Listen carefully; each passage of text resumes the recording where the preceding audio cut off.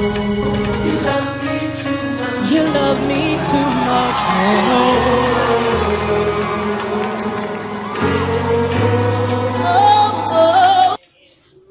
Que le Seigneur nous bénisse au nom de Jésus-Christ, le véritable Dieu, le Tout-Puissant, le Dieu tout-feu et toute flamme, dont je suis le serviteur, que nous adorons, que je prie et que je prêche chaque jour sur les réseaux sociaux et dans mon assemblée.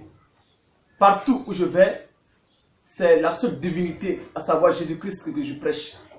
Parce que c'est ce que les Écritures me disent et c'est ce que je continue de faire toujours sur les réseaux sociaux, alors que la gloire et l'honneur reviennent à celui qui est Dieu tout-puissant, tout feu et toute flamme, Jésus-Christ de Nazareth.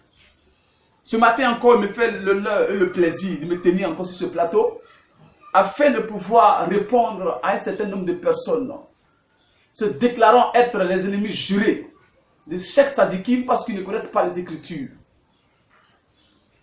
Au sujet de l'Écriture, des Écritures et de tout ce que la Bible nous a enseigné, de ce que le Coran a aussi enseigné à ses adeptes musulmans, j'aimerais répondre à certains musulmans qui m'ont fait l'honneur de me solliciter sur les réseaux sociaux sur un thème assez précis que j'ai nommé ici. Selon le Coran, Jésus-Christ n'est pas crucifié, mais remplacé par un faux semblant.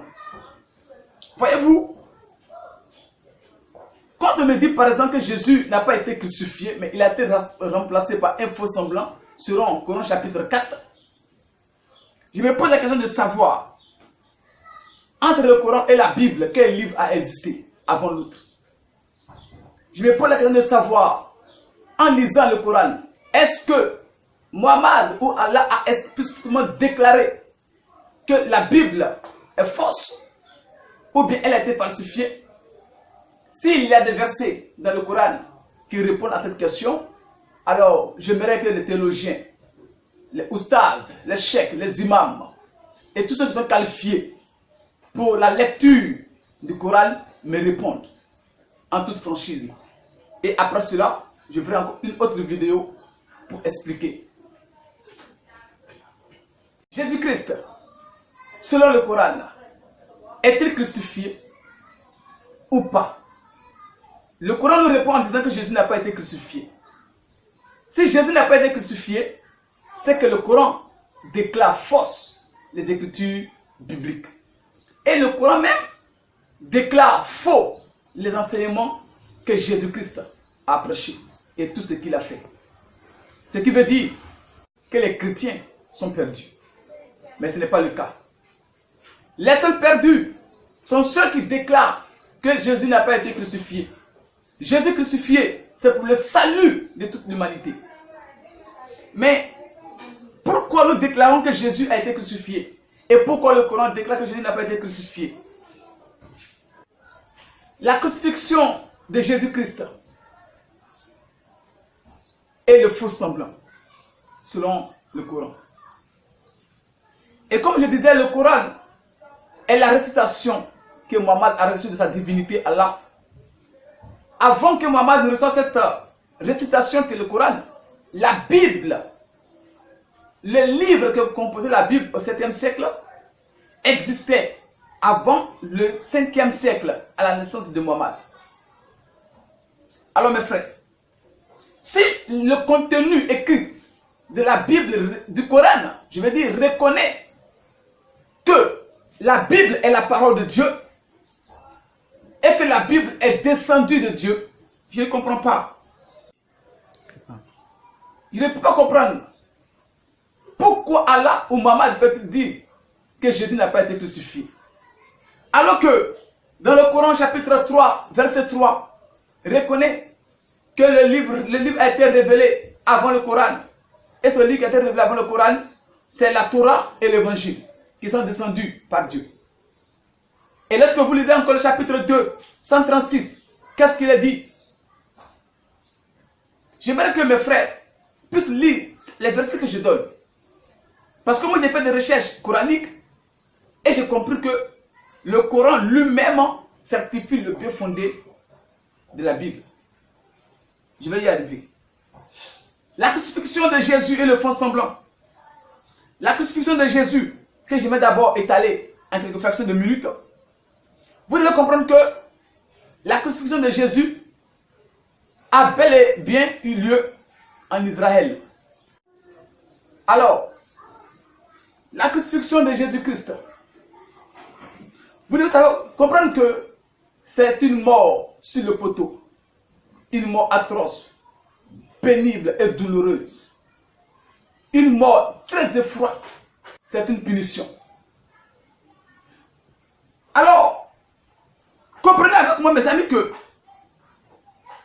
le Coran n'est pas qualifié, n'est pas un livre qualifié pour réfuter une vérité biblique. Comprenez ça. Le Coran n'est pas un livre qualifié pour réfuter une vérité biblique. Et la première vérité biblique, c'est que Christ a été crucifié.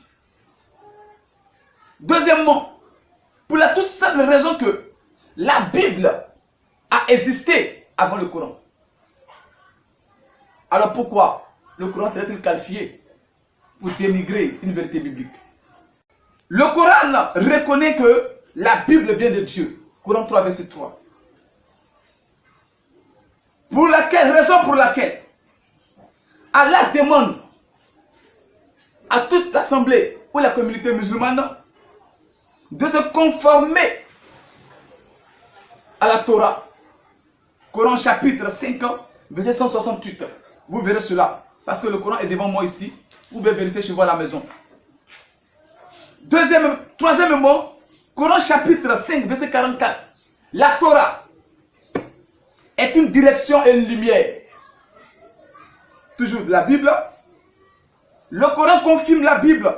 Coran chapitre 10, verset 37. Vous verrez ça avec moi dans le Coran ici même.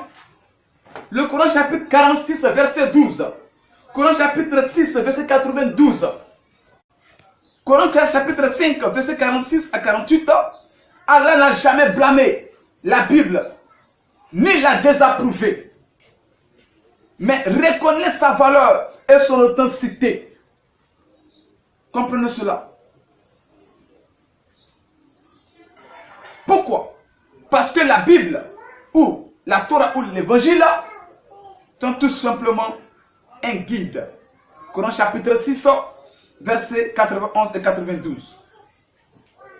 Alors, dire que Jésus n'est pas crucifié serait nier le bien fondé et la véracité des vérités bibliques.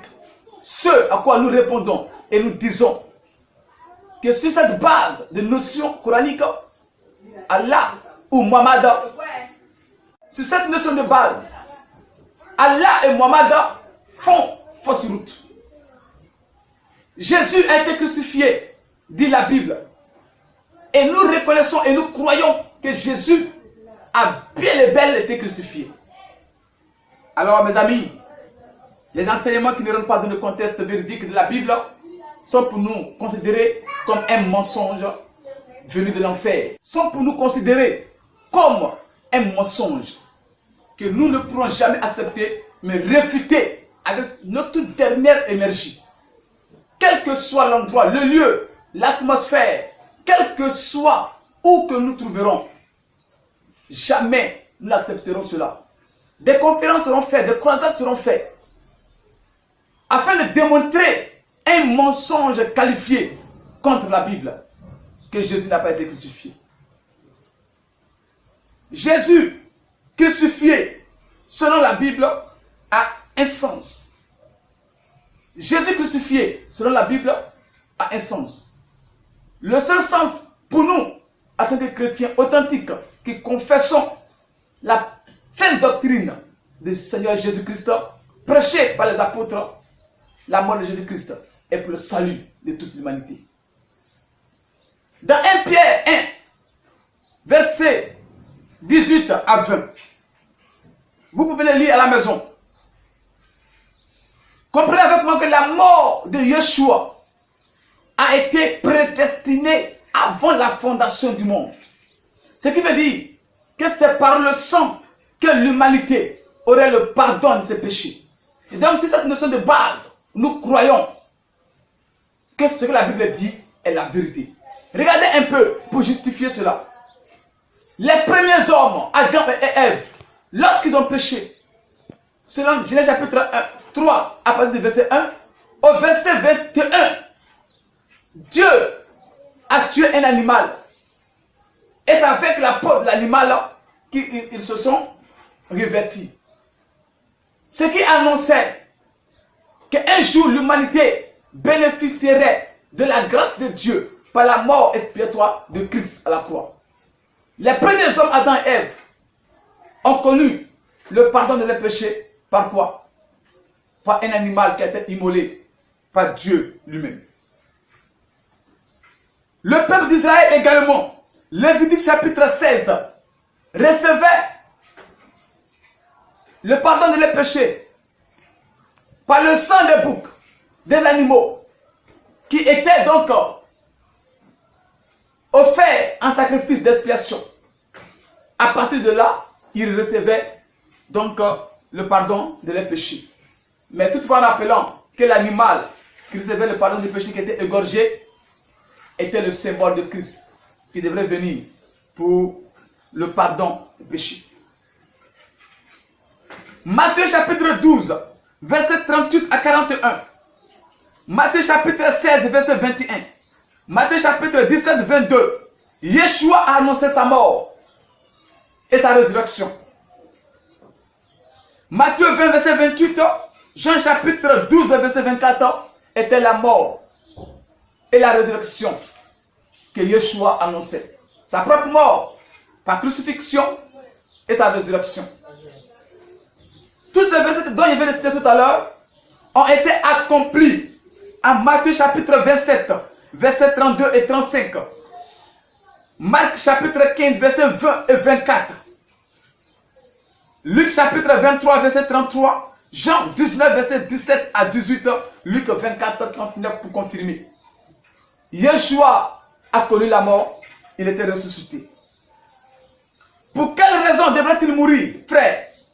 C'est pour le salut de toute l'humanité, comme je venais de le dire tout à l'heure. Jean chapitre 3, verset 16 est clair. Yeshua dit, il est venu afin que tous ceux qui croient en lui ne périssent point, mais qu'il ait la vie éternelle. Mais comment on devrait avoir la vie éternelle? C'est par la mort expiatoire de Christ qui effacerait donc nos péchés. Pour que le monde ait la rémission de ses péchés, en Matthieu chapitre 26, verset 28 et Galates 4, verset 4 à 5, le sang de Yeshua devait nous racheter. C'est par le rachat de Yeshua que l'humanité a connu le pardon des péchés. Mais ce sang devrait passer par la crucifixion. À savoir ceci, Jésus est mort sur le poteau pour que le sang rachète les humains. Pour que dès le départ, en Genèse chapitre 3, verset 21, qui était donc l'homme des choses à venir et qui est justifié par Jésus à la croix, s'accomplisse, que l'humanité ait le pardon de ses péchés. Lévitique 16, l'animal qui est tué était Yeshua, comme je viens de le dire. Exode 32, l'animal qui est aussi tué était donc Yeshua qui devrait mourir plus tard pour le salut de l'humanité. Jean chapitre 1, verset 29, Yeshua est donc l'agneau de Dieu qui ôte le péché du monde.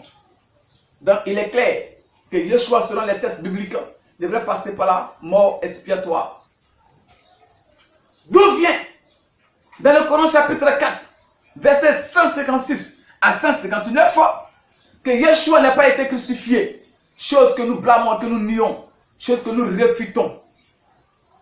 Le Jésus qui n'est pas mort, qui n'est pas crucifié et qui n'est pas ressuscité, mais qui fut enlevé sans la crucifixion, est un Jésus venu de l'enfer que nous présente le Coran, qui n'est pas le Jésus de la Bible, malheureusement. Coran chapitre 4, 156 à 159. Pourquoi le Coran nie la mort expiatoire de Christ? Parce que, mon frère, pour nier quelque chose, il faut avoir des arguments. Mais malheureusement, le Coran ne nous présente aucun argument solide et fondamental qui pourrait être donc l'élément clé sur lequel nous pouvons nous baser pour dire réellement Yeshua n'a pas connu la mort. Le seul argument que le Coran nous présente, c'est que Yeshua a été remplacé par un faux semblant. Mais la question de nous est de savoir, au sujet de ce faux semblant, pourquoi Yeshua devait être remplacé par un faux semblant? C'est que, pour que cela soit affirmé, il faut que le Coran devrait aller encore au-delà de ça, par certaines sourates, pour nous dire, ou bien nous donner des informations qualifiées sur ce faux semblant. Donc sur les hadiths, les tafsirs, les légis, tous les commentaires composés du Coran puissent nous donner, peuvent au moins nous donner des informations les plus authentiques pour justifier cette position respective du Coran, ça nous ferait plaisir. Mais malheureusement, je pense que peut-être qu'il y a certaines raisons, mais que le Coran ne dit pas que les hadiths peuvent dire. Donc, si après, mes frères musulmans ou bien celui qui peut me faire une vidéo pour me contredire à ce sujet en me donnant des preuves certaines sur ce faux semblant, me ferait plaisir. Par la grâce de Dieu. Pour moi, le Coran se contredit sur ce sujet.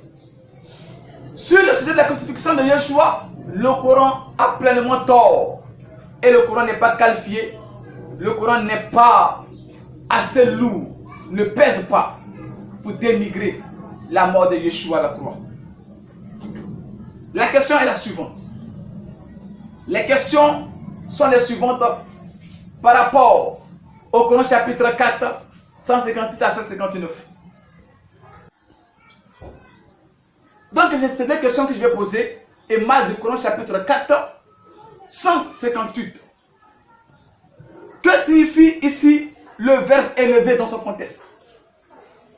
Parce que Allah a dit, je vais t'élever vers moi. Élevé dans son contexte ici, selon la phrase. Je dis bien dans son contexte. Qu'est-ce que ce verbe signifie? Le verset 159. De quelle mort s'agit-il ici? De sa mort future ou de sa mort présente?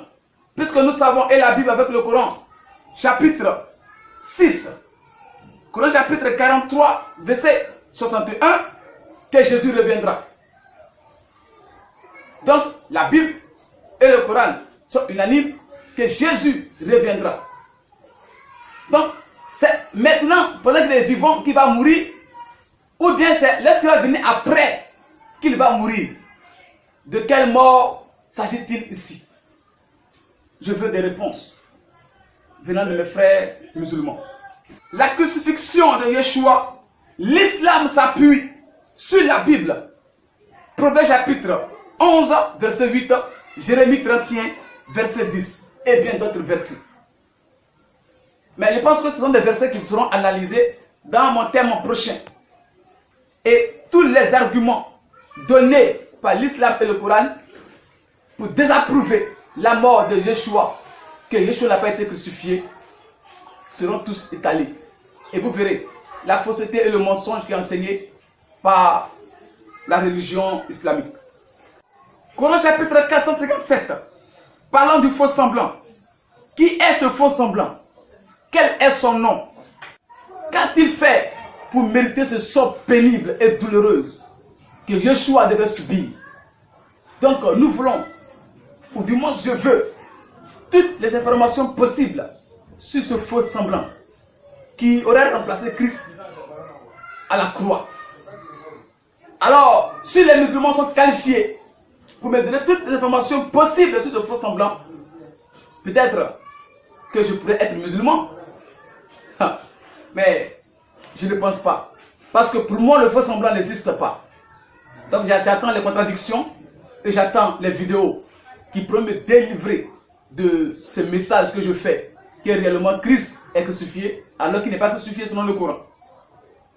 Remarquez, dans le Coran chapitre 19, le verset 15, parlant de Jean-Baptiste, et le Coran 19, verset 33, ce sont les mêmes phrases qui ont été dites, qui ont été faites sur ces deux personnes, Jean-Baptiste et Jésus. Ce sont les mêmes phrases, les mêmes verbes qui ont été aussi employés parlant de la mort de ces deux personnes. Alors ma question est la suivante. Puisque les phrases qui ont été faites concernant ces deux personnes contiennent les mêmes verbes et les mêmes temps composés, pourquoi alors l'islam accepte la mort de Jean-Baptiste et refuse la mort de Yeshua? Toutes ces nombreuses questions qui ont été posées, je veux vraiment une réponse. Dans le cas contraire, je déclare que le Coran ne nous dit pas la vérité au sujet de la mort expiatoire de Christ à la croix. Ma dernière question qui sera pour moi ou pour vous, comme on le dit dans le jargon, le Guassou, le Coran chapitre 3, verset 55. Qu'est-ce que cela signifie? Coran chapitre 3, verset 55. Qu'est-ce que cela signifie? Jean chapitre 3, verset 14. Il est dit là-bas, de la même manière que Moïse éleva le serpent dans le désert, le Fils de l'homme sera aussi élevé. Et ici le terme élevé, dans son contexte, nous parle de la mort expiatoire de Christ au poteau. Donc, mes frères, mes amis, et tous ceux qui me suivent sur les réseaux sociaux, voici, en quelques fractions de minutes, démontrer que le faux semblant n'existe pas, que c'est Christ lui-même qui a été sur la croix pour le salut de toute l'humanité. C'est la raison pour laquelle il est venu, et c'est pour cela qu'il devrait être l'agneau de Dieu qui ôte le péché du monde. Alors que lorsque l'agneau prend le péché, il devrait passer par l'abattoir et la mort ou la crucifixion à la croix, et que Christ est passé à l'abattoir. Tous ceux qui contestent que Christ n'est pas mort sur le poteau pour être crucifié, pour que nous ayons le salut, toutes ces personnes sont des adeptes de l'enfer. Ils meurent, ils vont en enfer. Personne d'entre eux ne sera sauvé. Ce sont des agents du diable. Et aucune personne d'entre elles n'a la vie éternelle, à part ceux qui croient et qui confessent la mort expiatoire de Christ à la croix et qui procure le salut à notre âme. Que Yeshua nous bénisse et que sa grâce soit avec nous. Retournez voir ma vidéo sur le Jésus de la Bible et le Jésus du Coran ne sont pas les mêmes Jésus, ne sont pas pareils. Vous comprendrez alors que le Jésus qui est crucifié dans la Bible est le vrai Jésus et le faux Jésus est celui qui n'a pas été crucifié dont nous parle le Coran. Que Dieu te bénisse. Shalom. Toi qui te dis enfant de Dieu, il y a un dernier jugement. Car au dernier jugement, il n'y a pas